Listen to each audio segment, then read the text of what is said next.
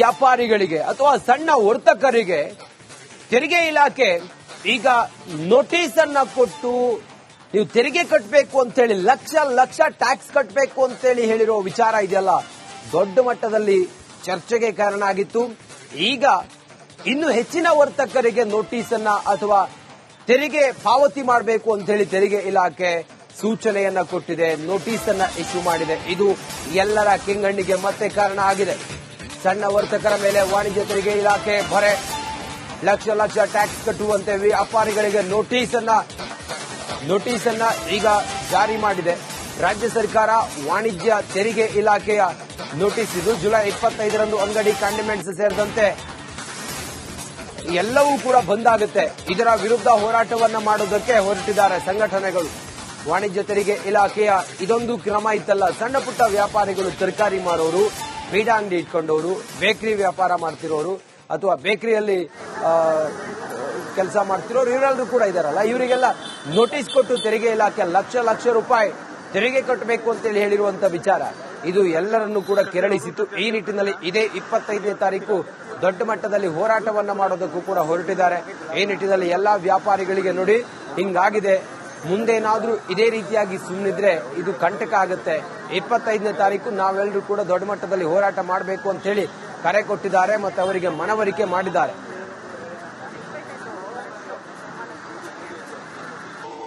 UPI ಅಂದ್ರೆ ಅವರು ಸಾಧಾರಣ ಇವ್ರಿಗೆಲ್ಲ ಆ ತರ ಟ್ಯಾಕ್ಸ್ ಹಾಕ್ಬಿಟ್ರೆ ತೊಂದರೆ ಆಗುತ್ತೆ.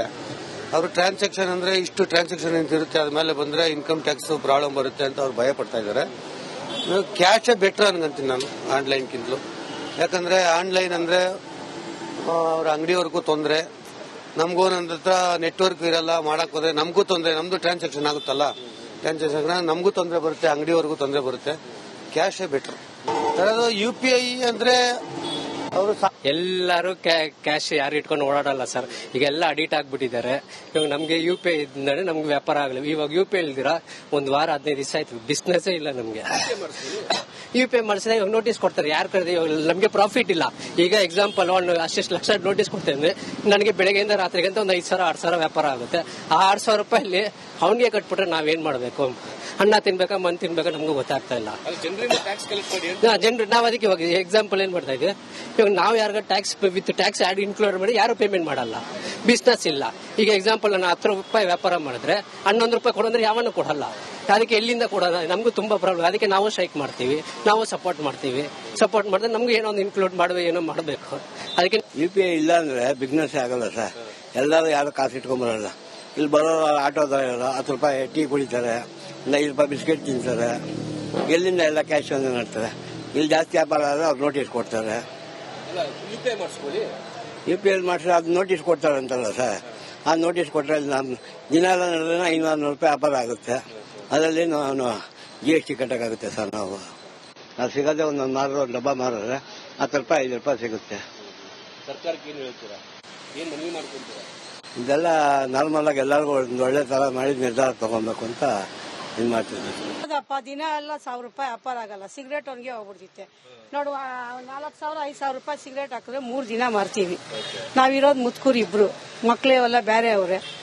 ದುಡಿಯೋದು ದಿನ ಎಲ್ಲ 1,000 ರೂಪಾಯಿ ವ್ಯಾಪಾರ ಮಾಡಿದ್ರೆ 100 ರೂಪಾಯಿ ಇಲ್ಲ 50 ರೂಪಾಯಿ ಒಂದೊಂದ್ ದಿನ ಏನೂ ಇರಲ್ಲ. ನೆನ್ನೆಲ್ಲಂತೂ ಏನೂ ಇಲ್ಲೇ ಇಲ್ಲ. ನಾವೇನ್ ಮಾಡೋದು ಹೇಳಿ? ಈ ತರ ಮಾಡ್ಬಿಟ್ರೆ ಯಾರನ್ನ ಅಂತ ನಾವು ಕೇಳೋದು ಇದನ್ನ ಹೋಗಿ.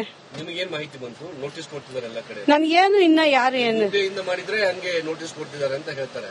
UPI ಮಾಡೋದು ಬೆಸ್ಟ್ ಏನಾಗ್ತದೆ? ಅದೇನು ಅಂತ ನನಗೆ ಗೊತ್ತಿಲ್ಲ. ಗೊತ್ತಾದ್ಮೇಲೆ ನಿಮ್ಗೆ ಏನ್ ಅನಿಸ್ತಿದೆ?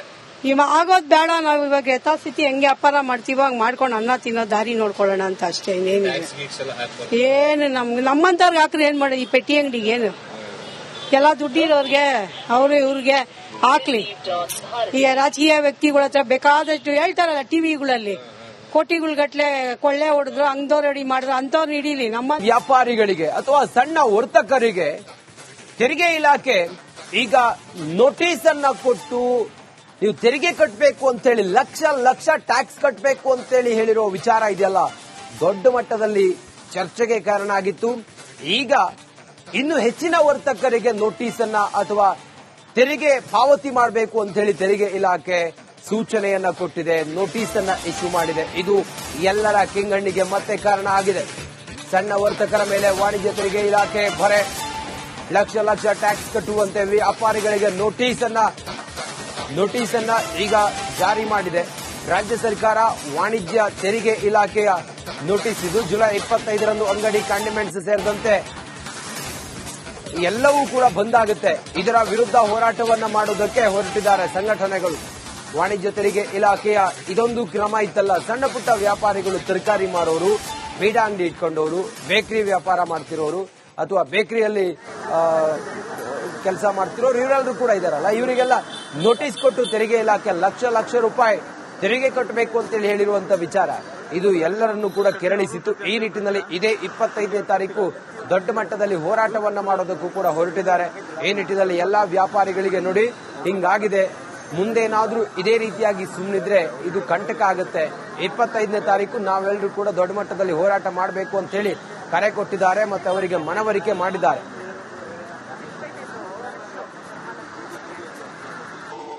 UPI ಅಂದ್ರೆ ಅವರು ಸಾಧಾರಣ ಇವ್ರಿಗೆಲ್ಲ ಆ ತರ ಟ್ಯಾಕ್ಸ್ ಹಾಕ್ಬಿಟ್ರೆ ತೊಂದರೆ ಆಗುತ್ತೆ.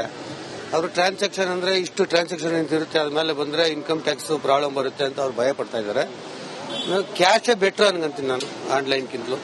ಯಾಕಂದ್ರೆ ಆನ್ಲೈನ್ ಅಂದ್ರೆ ಅವ್ರ ಅಂಗಡಿವರೆಗೂ ತೊಂದರೆ, ನಮಗೂ ನನ್ನ ಹತ್ರ ನೆಟ್ವರ್ಕ್ ಇರಲ್ಲ, ಮಾಡಕ್ ಹೋದ್ರೆ ನಮಗೂ ತೊಂದರೆ, ನಮ್ದು ಟ್ರಾನ್ಸಾಕ್ಷನ್ ಆಗುತ್ತಲ್ಲ, ಟ್ರಾನ್ಸಾಕ್ಷನ್ ನಮಗೂ ತೊಂದರೆ ಬರುತ್ತೆ, ಅಂಗಡಿವರೆಗೂ ತೊಂದರೆ ಬರುತ್ತೆ. ಕ್ಯಾಶೇ ಬೆಟರ್. UPI ಅಂದ್ರೆ ಅವರು ಎಲ್ಲರೂ ಕ್ಯಾಶ್ ಯಾರು ಇಟ್ಕೊಂಡು ಓಡಾಡಲ್ಲ ಸರ್. ಈಗ ಎಲ್ಲ ಅಡಿಟ್ ಆಗ್ಬಿಟ್ಟಿದ್ದಾರೆ. ಇವಾಗ ನಮ್ಗೆ UPI ಇದ್ದರೆ ನಮ್ಗೆ ವ್ಯಾಪಾರ ಆಗಲ್ಲ. ಇವಾಗ UPI ಇಲ್ದಿರ ಒಂದ್ ವಾರ 15 ದಿವಸ ಆಯ್ತು, ಬಿಸ್ನೆಸ್ ಇಲ್ಲ ನಮ್ಗೆ. UPI ಮಾಡಿಸಿದ್ರೆ ಇವಾಗ ನೋಟಿಸ್ ಕೊಡ್ತಾರೆ. ಯಾರು ಕರೆದ್ರೆ ಇವಾಗ ನಮ್ಗೆ ಪ್ರಾಫಿಟ್ ಇಲ್ಲ. ಈಗ ಎಕ್ಸಾಂಪಲ್ ಒಂದು ಅಷ್ಟು ಲಕ್ಷ ನೋಟಿಸ್ ಕೊಡ್ತೇನೆ, ನನಗೆ ಬೆಳಗ್ಗೆಯಿಂದ ರಾತ್ರಿಗಂತ ಒಂದು 5,000 6,000 ವ್ಯಾಪಾರ ಆಗುತ್ತೆ. ಆ 6,000 ರೂಪಾಯಲ್ಲಿ ಅವನಿಗೆ ಕಟ್ಬಿಟ್ರೆ ನಾವೇನ್ ಮಾಡ್ಬೇಕು? ಅನ್ನ ತಿನ್ಬೇಕಾ, ಮನ್ ತಿನ್ಬೇಕಾ ನಮಗೂ ಗೊತ್ತಾಗ್ತಾ ಇಲ್ಲ. ಜನರು ನಾವ್ ಅದಕ್ಕೆ ಇವಾಗ ಎಕ್ಸಾಂಪಲ್ ಏನ್ ಮಾಡ್ತಾ ಇದ್ದೀವಿ, ಇವಾಗ ನಾವು ಯಾರಿಗ tax with tax add include ಮಾಡಿ ಯಾರು ಪೇಮೆಂಟ್ ಮಾಡಲ್ಲ, ಬಿಸ್ನೆಸ್ ಇಲ್ಲ. ಈಗ ಎಕ್ಸಾಂಪಲ್ ನಾನು 10 ರೂಪಾಯಿ ವ್ಯಾಪಾರ ಮಾಡಿದ್ರೆ 11 ರೂಪಾಯಿ ಕೊಡಂದ್ರೆ ಯಾವನ್ನೂ ಕೊಡಲ್ಲ. ಅದಕ್ಕೆ ಎಲ್ಲಿಂದ ಕೊಡೋಣ? ನಮಗೂ ತುಂಬಾ ಪ್ರಾಬ್ಲಮ್. ಅದಕ್ಕೆ ನಾವು ಸ್ಟ್ರೈಕ್ ಮಾಡ್ತೀವಿ, ನಾವು ಸಪೋರ್ಟ್ ಮಾಡಿದ್ರೆ ನಮ್ಗೆ ಏನೋ ಒಂದು ಇನ್ಕ್ಲೂಡ್ ಮಾಡುವ, ಏನೋ ಮಾಡಬೇಕು. ಅದಕ್ಕೆ UPI ಇಲ್ಲ ಅಂದ್ರೆ ಬಿಸ್ನೆಸ್ ಆಗಲ್ಲ ಸರ್. ಎಲ್ಲರೂ ಯಾರು ಕಾಸು ಇಟ್ಕೊಂಬರಲ್ಲ. ಇಲ್ಲಿ ಬರೋರು ಆಟೋದವರು 10 ರೂಪಾಯಿ ಟೀ ಕುಡಿತಾರೆ, 5 ರೂಪಾಯಿ ಬಿಸ್ಕೆಟ್ ತಿಂತಾರೆ. ಎಲ್ಲಿಂದ ಎಲ್ಲ ಕ್ಯಾಶ್ ಒಂದು ಮಾಡ್ತಾರೆ. ಇಲ್ಲಿ ಜಾಸ್ತಿ ವ್ಯಾಪಾರ ಆದ್ರೆ ಅವ್ರು ನೋಟಿಸ್ ಕೊಡ್ತಾರೆ. UPI ಮಾಡಿದ್ರೆ ಅದು ನೋಟಿಸ್ ಕೊಡ್ತಾರೆ ಅಂತಲ್ಲ ಸರ್. ಆ ನೋಟಿಸ್ ಕೊಟ್ಟರೆ ನಮ್ಮ ದಿನ ಎಲ್ಲ ನಡೆದ್ರೆ 500 ರೂಪಾಯಿ ವ್ಯಾಪಾರ ಆಗುತ್ತೆ. ಅದರಲ್ಲಿ ನಾವು GST ಕಟ್ಟಕ್ಕಾಗುತ್ತೆ ಸರ್. ನಾವು ಅದು ಸಿಗೋದೇ ಒಂದೊಂದು ಮಾರೋ ಡಬ್ಬ ಮಾರಿದ್ರೆ 10 ರೂಪಾಯಿ 5 ರೂಪಾಯಿ ಸಿಗುತ್ತೆ. ಸರ್ಕಾರಕ್ಕೆ ಏನು ಹೇಳ್ತೀರಾ? ಏನು ಮನವಿ ಮಾಡ್ಕೊಂತೀರಾ? ಇದೆಲ್ಲ ನಾರ್ಮಲ್ ಆಗಿ ಎಲ್ಲರಿಗೂ ಒಂದು ಒಳ್ಳೆ ತರ ಮಾಡಿ ನಿರ್ಧಾರ ತಗೊಬೇಕು ಅಂತ ಇದು ಮಾಡ್ತೀವಿ. ದಿನ ಎಲ್ಲ 1,000 ರೂಪಾಯಿ ವ್ಯಾಪಾರ ಆಗಲ್ಲ. ಸಿಗರೇಟ್ ಅವನಿಗೆ ಹೋಗ್ಬಿಡ್ತಿತ್ತೆ. ನೋಡು, 4,000 5,000 ರೂಪಾಯಿ ಸಿಗರೇಟ್ ಹಾಕಿದ್ರೆ 3 ದಿನ ಮಾರ್ತೀವಿ. ನಾವಿರೋದು ಮುತ್ಕೂರು ಇಬ್ರು, ಮಕ್ಳೆಲ್ಲ ಬೇರೆ ಅವ್ರೆ. ದುಡಿಯೋದು ದಿನ ಎಲ್ಲ 1,000 ರೂಪಾಯಿ ವ್ಯಾಪಾರ ಮಾಡಿದ್ರೆ 100 ರೂಪಾಯಿ ಇಲ್ಲ, 50 ರೂಪಾಯಿ ಒಂದೊಂದ್ ದಿನ ಏನೂ ಇರಲ್ಲ. ನೆಲೆಯಲ್ಲಂತ ಏನೂ ಇಲ್ಲೇ ಇಲ್ಲ.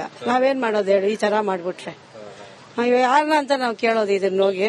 ನಿಮಗೇನ್ ಮಾಹಿತಿ ಬಂತು? ನೋಟಿಸ್ ಕೊಡ್ತಿದ್ದಾರೆ ಎಲ್ಲ ಕಡೆ. ನನ್ಗೇನು ಇನ್ನ ಯಾರು ಏನು ಮಾಡಿದ್ರೆ ಹಂಗೆ ನೋಟಿಸ್ ಕೊಡ್ತಿದ್ದಾರೆ ಅಂತ ಹೇಳ್ತಾರೆ. UPI ಮಾಡೋದು ಬೆಸ್ಟ್ ಏನಾಗ್ತದೆ? ಅದೇನು ಅಂತ ನನಗ್ ಗೊತ್ತಿಲ್ಲ.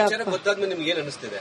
ಇವಾಗ ಆಗೋದ್ ಬೇಡ. ನಾವು ಇವಾಗ ಯಥಾಸ್ಥಿತಿ ಹೆಂಗೆ ವ್ಯಾಪಾರ ಮಾಡ್ತೀವಿ ಹಂಗ್ ಮಾಡ್ಕೊಂಡು ಅನ್ನ ತಿನ್ನೋ ದಾರಿ ನೋಡ್ಕೊಳ್ಳೋಣ ಅಂತ ಅಷ್ಟೇ. ಏನು ನಮ್ಮಂತವ್ರಿಗೆ ಹಾಕ್ರೆ ಏನ್ ಮಾಡೋದು? ಈ ಪೆಟ್ಟಿ ಅಂಗಡಿಗೆ ಏನು ಎಲ್ಲ ದುಡ್ಡಿರೋರ್ಗೆ ಅವ್ರು ಇವ್ರಿಗೆ ಹಾಕ್ಲಿ. ಈ ರಾಜಕೀಯ ವ್ಯಕ್ತಿಗಳ ಹತ್ರ ಬೇಕಾದಷ್ಟು ಹೇಳ್ತಾರಲ್ಲ ಟಿವಿಗಳಲ್ಲಿ, ಕೋಟಿಗಳ ಗಟ್ಲೆ ಕೊಳ್ಳೆ ಹೊಡೆದ್ರು, ಹಂಗದವ್ರು ರೆಡಿ ಮಾಡಿದ್ರು, ಅಂತವ್ರು ಹಿಡೀಲಿ. ನಮ್ಮ